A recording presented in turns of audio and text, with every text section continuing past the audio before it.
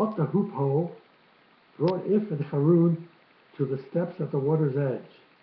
The boy and the water genie disembarked, which means they got off the bird, and joined the crowd gathering in the pleasure garden, while those guppies who preferred the water, floating gardeners, plenty more fishes, mechanical birds, remained in the lagoon. Lagoon is an area of water, like where there's land on sort of three sides. And guppies, I guess, is sort of like a joke because a guppy is a little fish too. I mean, a real guppy is a fish. In the pleasure garden, Harun noticed large numbers of guppies of an extraordinary thinness, dressed in an entirely rectangular clothing covered in writing. Rectangular is like a square, except two sides are long and two sides are short.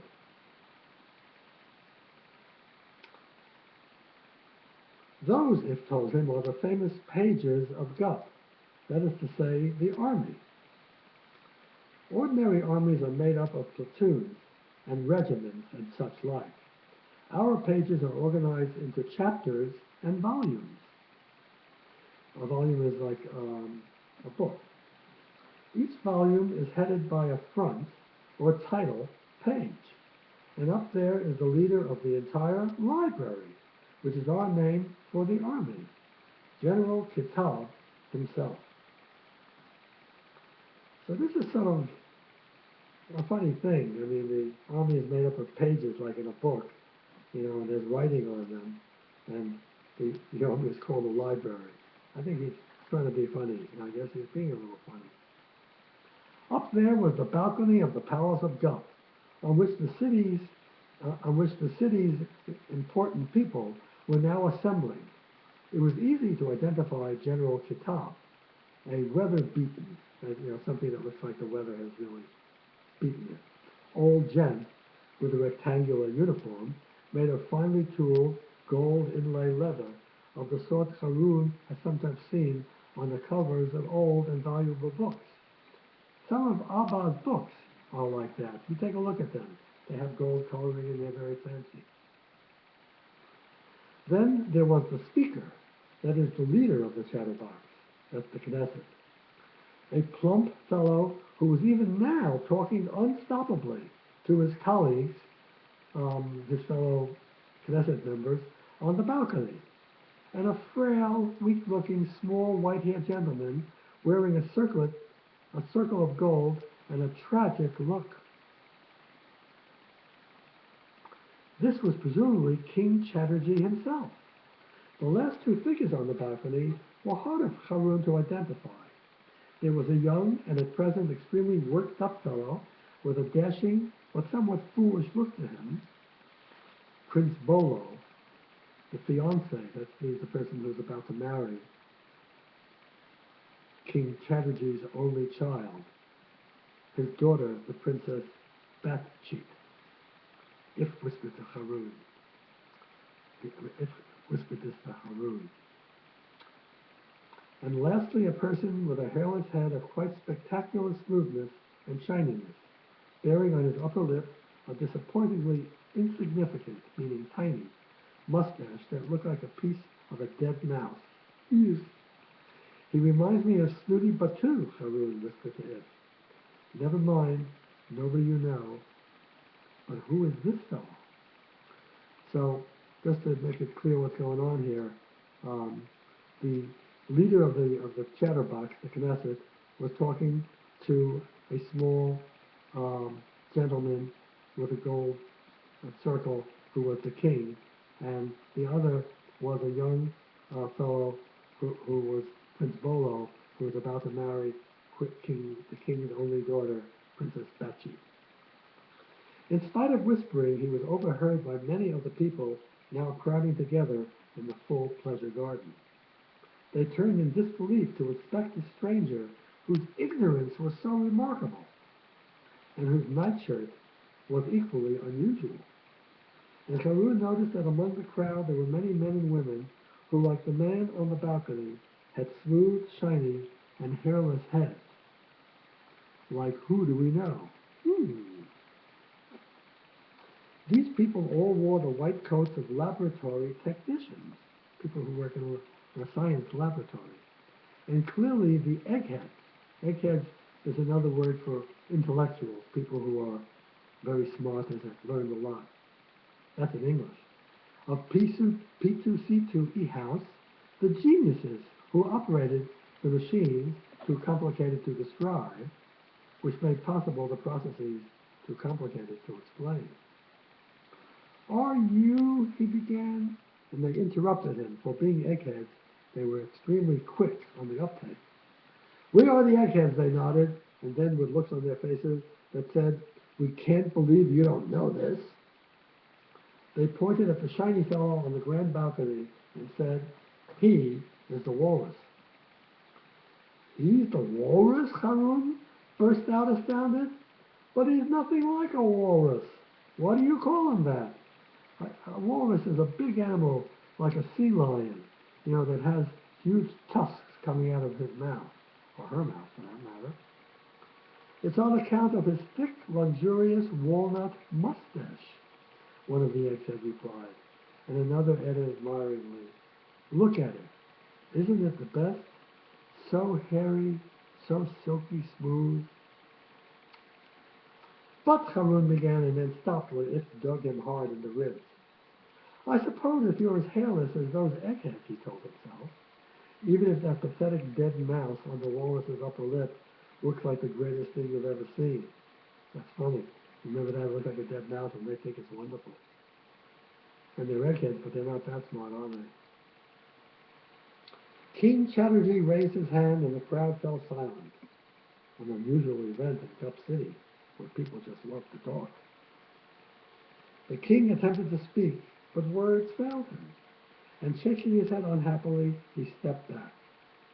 It was Prince Bolo who burst into an energetic speech. They have seized her, he cried in his dashing, foolish voice. My Batcheat, my princess, the servants of the cult master, Purloin stole her some hours back. Churls, those are bad people. Dastards, varlets, hounds, those are all names for bad people. By gum, they will pay for this. General T-Top took up the story. A blasted business, confounded. Her whereabouts are not known, but most probably she will be kept prisoner at the citadel of Chup, the ice castle of Yotam in Chup City, at the heart of the perpetual night. Spots and fogs, a bad business. We have sent messages to Cultmaster Yotam continued the speaker of the chatterbox. Those messages concern both the vile poison being injected into the ocean of the streams of story and the abduction, kidnapping of the Princess Batcheat. We demanded that he put a stop to the pollution and also return within 7 hours the kidnapped lady. Neither demand has been met. I have to inform you, therefore, that a state of war now exists between the lands of Gup and Chup. Extreme urgency is the essence, the walrus told the crowd. The poisons that are spreading so rapidly will destroy the entire ocean if steps are not taken to get to the bottom of the problem. Save the ocean, the people cried. Save Batcheat, shouted Prince Bolo. This confused the crowd for a few moments. Then, good-naturedly, they changed their cry. For Batcheat and the ocean, they exclaimed, and Prince Bolo looked satisfied enough with that. But if the water genie put on his most winning expression, well now, it's war, young thieflet, he said with mock regret, meaning he wasn't really sorry. That means nobody at P2C2 E-House will have any time for your little request. You may as well hand back that disconnecting tool, lad. What do you say? I'll have you taken home for nothing, completely free. There, what could be fairer than that? Harun clutched the disconnector with all his might and stuck out his lower lip contemptuously. No walrus, no disconnector, he said, and that's flat. If appeared to accept this philosophically, meaning without getting upset. Have a chocolate, he said, and produced from one of his many waistcoat pockets a jumbo-sized version of Haroun's favorite chocolate bar. This worries me. What if it's going to put him to sleep? Realizing that he was starving hungry, Haroun gratefully accepted. I didn't know you made these here on Kahani, he said. We don't, If replied. Food production on Kahani is strictly basic. For wicked and tasty luxury items, we have to go to Earth. So this is where the unidentified flying objects come from. You ever hear of that? UFOs, unidentified flying objects. People think they see them here, on Earth. I've never seen one myself.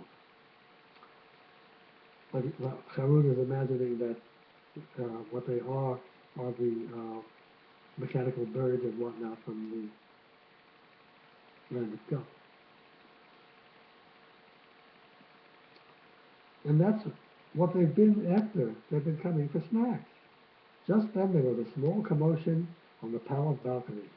Prince Bolo and General Kitab went inside for a moment, and then returned to announce that Guppy patrols had entered the outlying area of the Twilight Strip, looking for clues to the whereabouts of Princess Betsy, and had arrested a stranger, a highly suspicious person, who could give no satisfactory account of himself or explain what he was doing in the strip.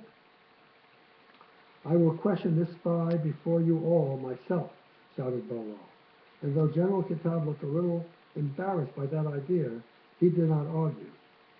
And now a quartet, that's 4 of pages, those are the soldiers, you remember, led the man onto the balcony, a man wearing a long blue nightshirt with his hands tied behind his back and a sack over his head.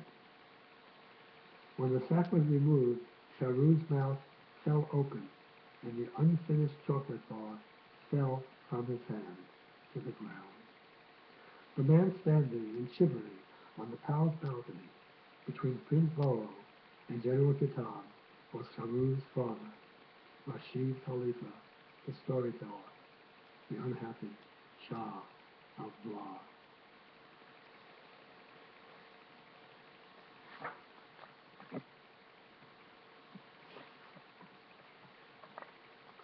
The capture of the Earthling, quote, spy, created a buzz of horror in the pleasure garden, and when he identified himself as just a storyteller and a long-time subscriber to your own story water service, the general outrage only grew. Haroun started to force his way somewhat rudely through the crowd. Many eyes stared suspiciously at the second Earthling, also wearing a nightshirt, who was pushing and shoving and appeared to be in quite a state. Up the 7 terraces of the pleasure garden went Haroun, heading for the palace balcony, and on his way he heard many guppies muttering, "Our own subscriber? How could he betray and help the Chapwalas? That poor Princess Betsy, what did she ever do, except sing so badly that it almost broke our eardrums? And she's no oil painting either," meaning she wasn't very beautiful. "But that's no excuse. You can't trust these Earthlings, that's the truth." Haroun was getting angrier by the minute and pushed even harder through the crowd. At his heels came If the Water Genie, crying, "Wait on! Patience is a virtue," meaning it's a good quality. "Where's the fire?" But Haroun would not be stopped. He wanted to save his father. "What do guppies do to spies anyhow?" he yelled bad-temperedly at If. "I suppose you rip out their fingernails one by one until they confess? Do you kill them slowly and painfully, or quickly with 1,000,000 bolts and an electric chair?" The Water Genie and every other guppy who heard this outburst looked horrified and insulted. "Where did you pick up such bloodthirstiness?" If cried. "Absurd, of course. I never heard the like." "Well then, what?" Haroun insisted. "I don't know," panted If, as he struggled to keep up with the charging boy. "We've never caught a spy before." Maybe we should scold him. You know, scolding is, or make him stand in the corner. All right, I must not spy 1,001 times. Or is that too severe? Karun did not answer, because they had finally arrived under the palace balcony. Instead, he shouted at the top of his voice, "Dad, what are you doing here?" Every single guppy stared at him in amazement, and Rashid Khalifa, who was still shivering with cold, looked no less surprised. "Oh, goodness," he said, shaking his head. "Young Karun, you surely are the most unexpected of boys." "He's not a spy," Karun shouted. "He's my father, and the only thing wrong with him is that he's lost the gift of the gab." "That's right," said Rashid gloomily, sadly, through chattering teeth. "Go on, tell everyone, broadcast it to the whole world." He didn't want everyone to know this.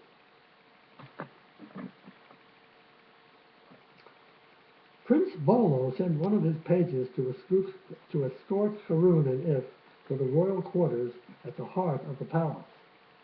This page, who didn't look much older than Karun, introduced himself as Blabbermouth. The guppies talk a lot, you know. Which, as it turned out, was a popular name in Gup for girls as well as boys. Blabbermouth was wearing one of the page's regulation rectangular tunics, or capes, on which Karun observed the text of a story called Bolo and the Golden Fleece. "That's strange," he said to himself. "I thought that story was about someone else." There is a story called Jason and the Golden Fleece, although I don't know the story. As they made their way through the mazy, like a maze, passages of the royal palace of Gup, Karun noticed that the many other pages of the royal guard were dressed in half-familiar stories. One page wore the tale of Bolo and the Wonderful Lamp. That's Aladdin and the Wonderful Lamp. And another, Bolo and the 40 Thieves. The real story is Ali Baba and the 40 Thieves. And there was Bolo the Sailor. Was that Popeye the Sailor? And Bolo and Juliet. That's really Romeo and Juliet. Those are all real stories. And Bolo in Wonderland. That was Alice in Wonderland. It was all very puzzling, but when Karun asked Blabbermouth about the stories on the uniforms, the page only replied, "This is not the time for a discussion of fashion points." The dignitaries of Gup are waiting to question your father and you. It seemed to Karun, however, that his question had embarrassed Blabbermouth, whose face had reddened noticeably. "Well, all in good time," Karun told himself. I guess the reason the page was embarrassed is that Bolo, who's a prince, has retold all the famous stories, and instead of Aladdin, it's Bolo. Instead of Alice, it's Bolo. So it seems like Bolo is a bit of a, thinks too much of himself, wouldn't you say? Okay, sweetheart, I'm going to take a break now because I'm getting tired, and you have now 3 stories, and maybe tomorrow I will record the rest of the book. Lots of love to you.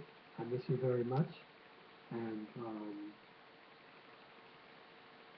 hope I see you soon. Bye-bye.